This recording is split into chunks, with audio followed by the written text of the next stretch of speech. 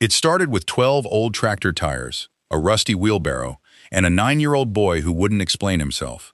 Every afternoon that September, right after the school bus dropped him off at the end of the gravel drive, Caleb Whitfield would drop his backpack on the porch, grab a shovel twice his size, and head straight for the north edge of his grandfather's orchard. No snack, no cartoons, just dirt, tires, and a stubborn kind of focus that made the grown-ups on that farm a little uneasy. His grandfather, Earl, had been running the same 18 acres in western Michigan for almost 50 years. Apples, mostly. A mix of Honeycrisp, Golden Delicious, and a few stubborn old northern spy trees that had outlived 3 tractors and 2 marriages. Earl had seen a lot of things on that land. He had never seen a boy bury tires like they were treasure. "You planting rubber trees now?" Earl asked one evening, leaning on the fence post with the particular amusement of a man who'd raised 4 kids and figured he'd seen every phase a child could go through. Caleb didn't look up. He kept packing soil around the base of a tire he'd sunk halfway into the ground, right at the edge of the young Honeycrisp saplings his grandfather had planted only 2 years before. "You'll see," he said. That was it. That was the whole explanation anyone got for 3 straight weeks. His mother, Diane, who'd moved back to the farm with Caleb after her divorce, chalked it up to boredom. His Aunt Carol thought it was some kind of art project, maybe something he'd seen online. The farmhands who came through for harvest season just shook their heads and let the kid be. Nobody stopped him. Nobody encouraged him either. He was, in the words of one neighbor, off doing his own strange thing. And on a working farm, as long as the chores got done and nothing caught fire, a boy's strange thing was his own business. By the second week of October, Caleb had ringed nearly 40 tires around the youngest and most vulnerable trees on the property, the 2-year-old Honeycrisp saplings that hadn't yet built up the woody bark and root structure to handle a hard cold snap. He'd stacked some of them 2 and 3 high, packed with soil, dead leaves, and straw he'd pulled from the barn without asking. He'd even dragged a few out to the low corner of the field, the spot where the land dipped down near the creek, the spot Earl always called the frost pocket, half joking, because it was the first place ice ever showed up on a cold morning and the last place it ever melted. What none of the adults on that farm understood yet was that Caleb wasn't playing. He'd learned something in school that had lodged itself in his brain and wouldn't let go, and he'd spent every afternoon since quietly turning a science lesson into a plan. Here's what he knew, and what most people don't think about until it's too late. Frost isn't really about how cold the air is. Frost is about how fast heat leaves the ground. On a clear, still night, the earth radiates the heat it soaked up during the day straight up into space. There's no cloud cover to trap it, no wind to stir the air and mix warm and cold together. That's called radiational cooling, and it's the reason the coldest, most dangerous frosts almost always come on the calmest, clearest nights, not the blustery, obviously miserable ones. A cloudy, windy night in October might feel colder to a person standing outside, but it's often far safer for a crop than a still, silent, starbright one. And cold air is heavy. It sinks. It rolls downhill just like water does, pooling in low spots and valleys while the higher ground stays a few degrees warmer. That's exactly why Earl's low corner by the creek turned to frost first every single year. Farmers have known this for generations without ever needing the technical term, but the term is real. It's called a frost pocket, or sometimes a frost hollow, and orchardists have been fighting them for over a century. So what does any of that have to do with a 9-year-old and a pile of old tractor tires? Thermal mass. Old rubber tires, it turns out, are remarkably good at storing heat. Their black surface soaks up solar radiation all day long. Asphalt dark rubber absorbs far more sunlight than pale soil or green grass ever could. And because rubber is dense and slow to release that stored energy, it holds on to the day's warmth long after the sun goes down. Packed with soil inside, a tire becomes something close to a small thermal battery. All day it's quietly banking heat. All night, as the air around it cools and radiates away, that stored warmth bleeds back out, slowly, into the space right around the tree's root zone. It's the same basic principle behind passive solar greenhouses. The water barrels commercial orchardists sometimes stack inside high tunnels. Even the thick stone walls of old European farmhouses that stay cool in summer and warm in winter.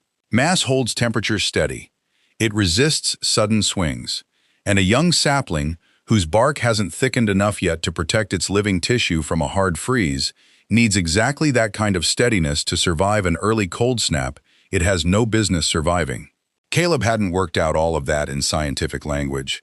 What he'd actually done was much simpler, and in its own way, much smarter. His fourth-grade teacher, Mrs. Palakiko, had spent a week that September teaching a basic unit on heat, insulation, and the water cycle. One afternoon, she'd done a simple classroom demonstration. 2 thermometers, one sitting in an open tray of soil, one buried inside a tire packed with soil, both left under a desk lamp for an hour, and then moved to a cold windowsill overnight. The next morning, the open tray had dropped closer to room temperature. The tire-buried thermometer had barely moved. Caleb had gone home that day and told his grandfather about it at dinner. Earl, half listening while cutting into a pork chop, had said something like, "Huh, interesting," and gone back to his food. But Caleb hadn't let it go. He knew his grandfather worried about the young trees every single autumn. Earl talked about it constantly, how a late frost in spring could wipe out blossoms, and an early frost in fall could damage unhardened wood before the tree had gone properly dormant. He knew which trees were the most exposed, and he'd quietly decided that if a plastic tray and a rubber tire could make that much difference on a classroom windowsill, it might make a difference in a real orchard too. So while the adults were busy with harvest, invoicing, spraying schedules, and the 100 other things that consume a working farm in October, Caleb spent his afternoons building a low-tech thermal buffer around the trees he'd decided needed it most. He wasn't guessing at random. He was targeting the 2-year-old saplings specifically, the ones without established root systems, the ones planted closest to that low-frost pocket by the creek. He left the older, established northern spy trees alone entirely. Those had 15 years of thick bark and deep roots, and frankly didn't need the help. The weather that October had been unusually mild. Warm days, warm nights, the kind of stretch that lulls a farm into a false sense of security heading into fall. The Farmer's Almanac had called for an average season. The Extension Office's regional forecast leaned mild too.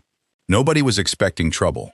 Then, on the night of October the 22nd, a hard, fast Canadian air mass dropped south almost 2 full weeks ahead of the historical average first frost date for that part of Michigan. The sky went perfectly clear.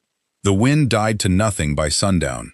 By 9 o'clock, Earl was standing on the porch with a mug of coffee going cold in his hand, watching his own breath fog in front of him, and doing the math in his head, the way orchard people do almost instinctively once the temperature starts dropping past a certain point.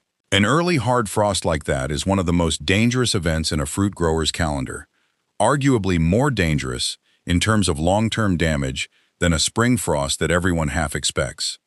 In spring, growers watch the forecast obsessively because they know blossoms are fragile. But an early fall frost, arriving before trees have had the chance to properly harden off for winter, a natural process where a tree gradually reduces water content in its cells and thickens its bark in response to shortening days and cooling temperatures, can catch young wood completely unprepared. Ice crystals that form inside unhardened plant cells rupture the cell walls from the inside out. The damage isn't always visible immediately.